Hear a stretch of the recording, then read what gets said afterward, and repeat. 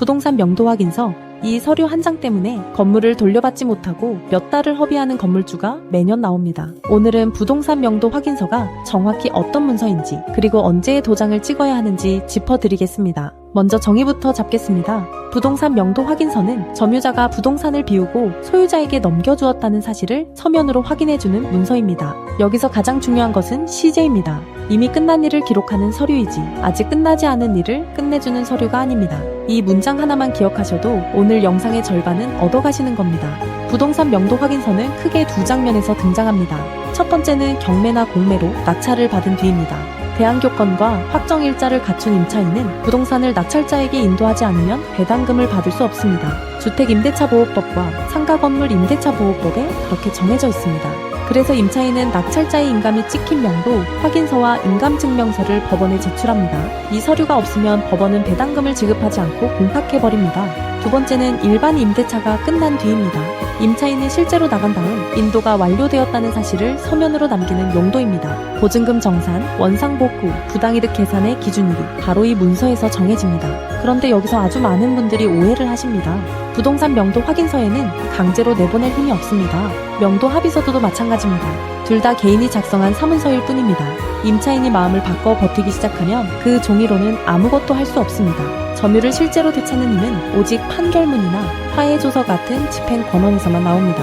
그렇다면 확인서는 어떻게 써야 할까요? 빠뜨리면 안 되는 항목이 있습니다. 등기부와 경매 기록에 적힌 그대로의 부동산 주소, 사건 번호, 점유자의 인적사항, 그리고 실제로 건물을 비운 명도 일자입니다. 여기에 열쇠와 카드키, 출입 비밀번호를 넘겨받았다는 사실, 남아있는 물건과 시설물 상태, 공과금 정산 기준일까지 반드시 적으셔야 합니다. 마지막으로 인감도장을 찍고 인감증명서를 함께 붙이셔야 합니다. 일반 도장으로 찍으면 법원에서 반려될 수 있습니다. 인터넷에서 내려받은 양식은 대부분 이름과 주소만 있는 뼈대입니다. 실제로 분쟁이 터지는 지점은 열쇠와 잔존 물건입니다. 여기를 비워두고 도장부터 찍으면 서류가 있어도 다툼이 생깁니다. 이제 가장 중요한 이야기입니다. 바로 순서입니다.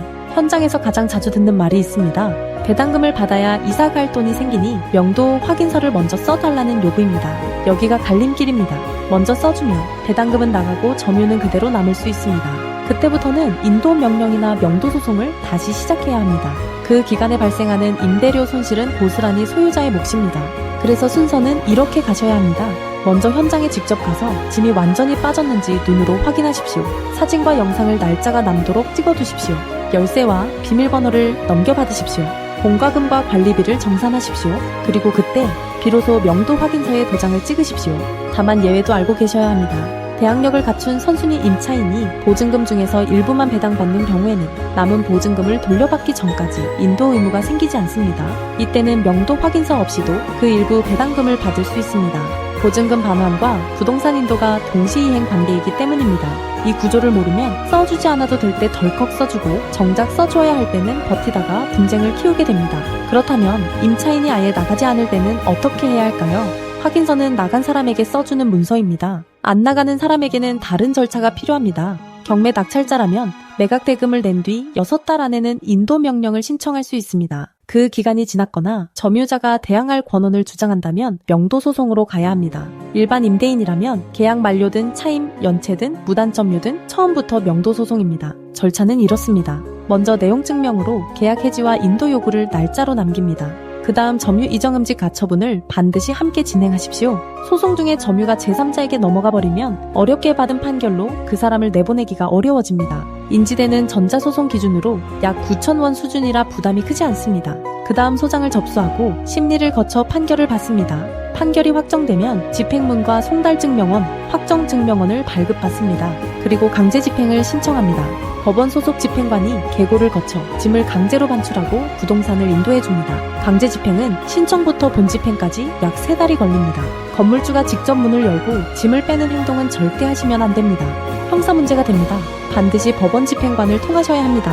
마지막으로 애초에 이런 상황을 만들지 않는 방법입니다. 계약할 때 건물 인도에 관한 공정증서를 미리 받아두는 것은 불가능합니다. 건물명도 공정증서는 임대차 기간이 끝나기 전 6달 이내에만 작성할 수 있는데 임대차 계약은 보통 1년 이상이기 때문입니다. 그래서 실무에서는 제소전화해를 활용합니다. 법원에서 화해조서를 받아두면 그 자체가 집행권원이 됩니다. 임차인이 약속을 어겼을 때 소송 단계를 건너뛰고 곧바로 강제 집행으로 갈 수 있습니다. 정리하겠습니다. 부동산 명도 확인서는 마지막에 찍는 도장입니다. 그 도장을 찍을 수 있는 상태를 만드는 것, 그것이 바로 명도소송입니다. 법도 명도소송센터에서는 엄정숙 변호사가 직접 사건을 진행합니다. 대한변호사협회에 등록된 부동산 전문 변호사이자 민사 전문 변호사이고 공인중개사 자격도 가지고 있습니다. 명도소송 매뉴얼이라는 책을 쓴 저자가 직접 여러분의 사건을 맡습니다. 부동산 관련 소송 7,000건 이상, 명도소 소송 800건 이상, 점유 이전 금지 가처분 600건 이상, 강제 집행 200건 이상을 직접 경험했습니다. MBC, SBS, KBS, YTN에 출연했고 오늘도 각종 언론의 전문가로 보도되고 있습니다. 변호사 선임료는 200만 원부터입니다. 네이버에서 법도 명도소송센터를 검색해 보십시오. 홈페이지에서 명도소송 무료 승소 자료를 1분 만에 신청하실 수 있습니다. 무료 전화 상담도 가능합니다. 방문하지 않고 전화만으로도 선임이 가능합니다. 전국 어디서든 진행할 수 있으니 지역과 관계없이 먼저 상담부터 받아보시기 바랍니다. 부동산은 하루가 늦어질수록 손해가 쌓입니다. 오늘 확인하십시오.